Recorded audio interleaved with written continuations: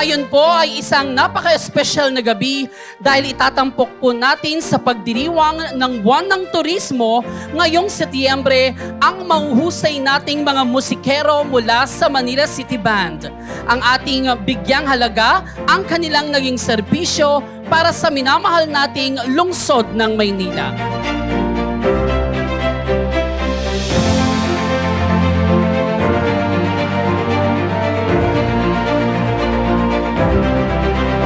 Gabi, ito ay ating bibigyang konklusyon sa pamamagitan ng isang world-class performance mula sa ating pinagmamalaking banda ng Maynila.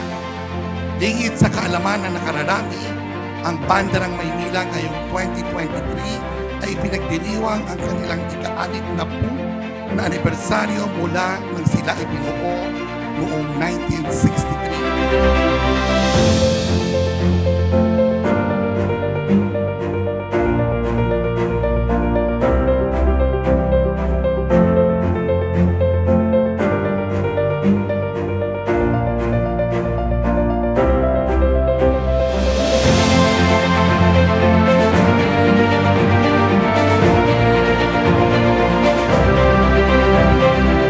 Kung makikilala ninyo po sila, sila po ang nagbibigay ng kulay sa ating mga umaga tuwing Lunes, sa ating flag racing, at sila rin po ang mga sumasalubong sa ating mga importanteng bisita dito sa city.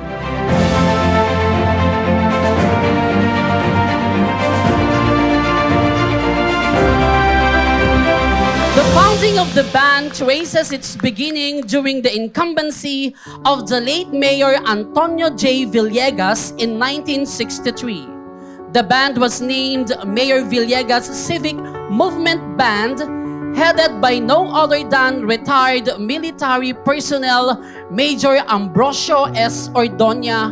Former members were composed of talented musicians from different offices of Manila City Hall.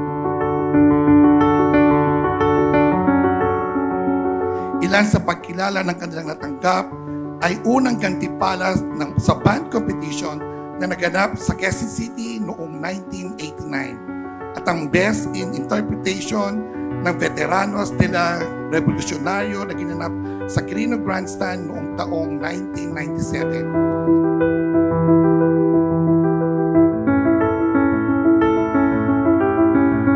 Bilang pagsasara ng tabing sa pagdiriwang ng buwan ng turismo, binibigyan natin ng halaga ang 60 taong ambag ng ating banda ng Maynila.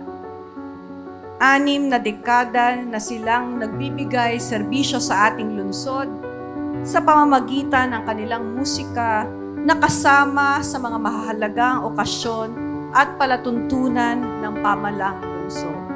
Kaya minarapat ng DTCAM na gawin itong konsyerto na ito bilang pagkilala sa kanilang pangkalahatang kontribusyon sa mga programang pangkultura ng ating lungsod. Mula noong 1963 ay patuloy ang kanilang pagpapamalas ng angking galing at talino. Sila ay patunay na ang Manileño, bukod sa masipag at matiyaga, ay may puso din sa sining at kultura.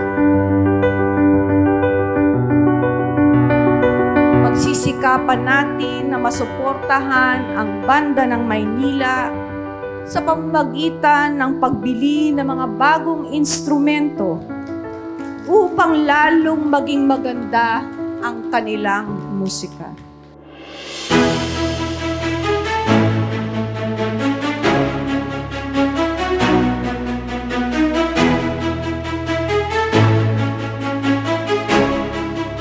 Ang musikang handog ng ating banda ay tila nagpapahayag ng damdaming di kayang ligtasin.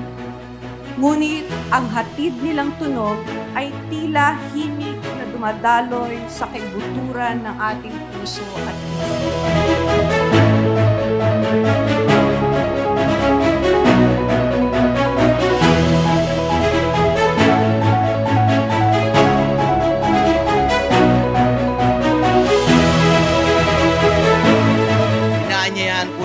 bawat Manileño at Manileña na tangkilikin at itaas ang turismo ng ating lungsod. Muli, Happy Tourism Month at happy 60th anniversary sa ating banda ng Maynila.